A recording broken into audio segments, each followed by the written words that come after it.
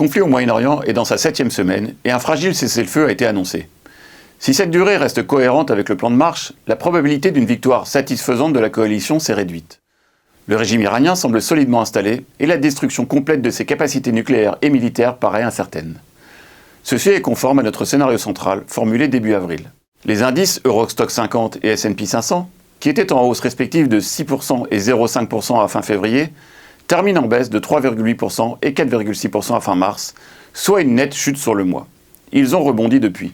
La fermeture du détroit d'Ormuz, par lequel transite 20% de la production mondiale de pétrole et de GNL, a provoqué un bond de 63% des cours du brut, au plus haut en fin de mois à 119 $.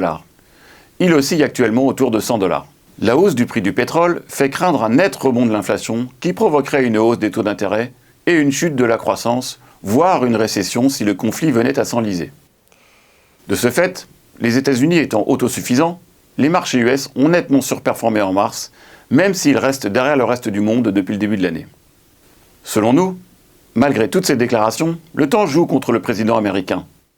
Le coût financier du conflit est élevé, à près de 1 milliard de dollars par jour, dans un contexte de dette et de déficit important.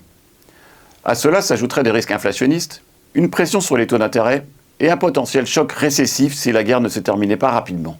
Par ailleurs, la contrainte institutionnelle est majeure. Au-delà de 60 jours d'engagement, l'aval improbable du Congrès est nécessaire pour poursuivre l'opération militaire. Rappelons enfin l'énorme impopularité du conflit, alors que les élections de mi-mandat approchent et que les républicains sont en grand danger de perdre la Chambre des représentants, voire le Sénat. La probabilité qu'un accord potentiellement bancal soit trouvé nous paraît donc raisonnable. En entrant dans le conflit, la croissance économique mondiale était solide. Si la paix venait à être confirmée, les révisions en baisse seraient limitées. Les marchés ont bien intégré cet espoir et rebondissent largement depuis début avril. Du fait des disruptions et dégâts causés aux infrastructures, même avec la réouverture du détroit, le pétrole pourrait rester autour de 80 $ le baril quelques mois avant de refluer. Contrairement à 2022, comme rappelé le mois dernier, le contexte de croissance plus modérée et de moindre tension salariale limite les risques de spirale inflationniste. Aux États-Unis, la résilience économique reste notable. La croissance 2026 est désormais estimée autour de 2,2-2,3%, soutenue principalement par les investissements massifs dans l'intelligence artificielle, qui expliquent une expansion avec peu de création d'emplois. La consommation demeure l'autre moteur majeur, portée par l'effet richesse, bien que très inégalement réparti. L'année 2026 sera également marquée par la mise en œuvre du OBBB, le One Big Beautiful Bill, un choc budgétaire pro-croissance de grande ampleur, 4 000 milliards de dollars sur 10 ans. À plus long terme, 2027 soulève des interrogations sur la soutenabilité des investissements en IA et sur l'épuisement potentiel de l'épargne post-Covid. Politiquement, les élections de mi-mandat de novembre font peser un risque élevé de basculement démocrate, susceptible de bloquer l'action publique et de peser sur le dollar. En Europe, l'impact du conflit devrait rester limité. La croissance 2026, attendue initialement à 1,2%, pourrait être amputée de 0,2 à 0,3 points, sans risque de récession. L'inflation, déjà inférieure à 2%, ne devrait pas rebondir, soulageant la BCE. La croissance européenne, plus modérée mais mieux répartie entre consommation et investissement, bénéficie d'une diversification sectorielle et boursière supérieure à celle des États-Unis. Au final, même si elles sont revues en baisse, les prévisions de croissance des bénéfices aux États-Unis et en Europe devraient résister.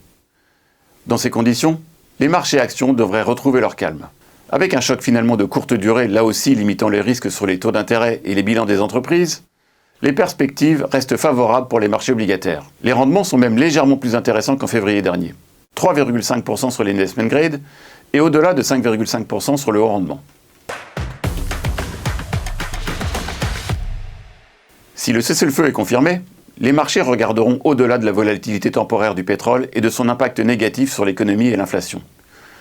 Les fondamentaux économiques n'ont pas été abîmés outre mesure.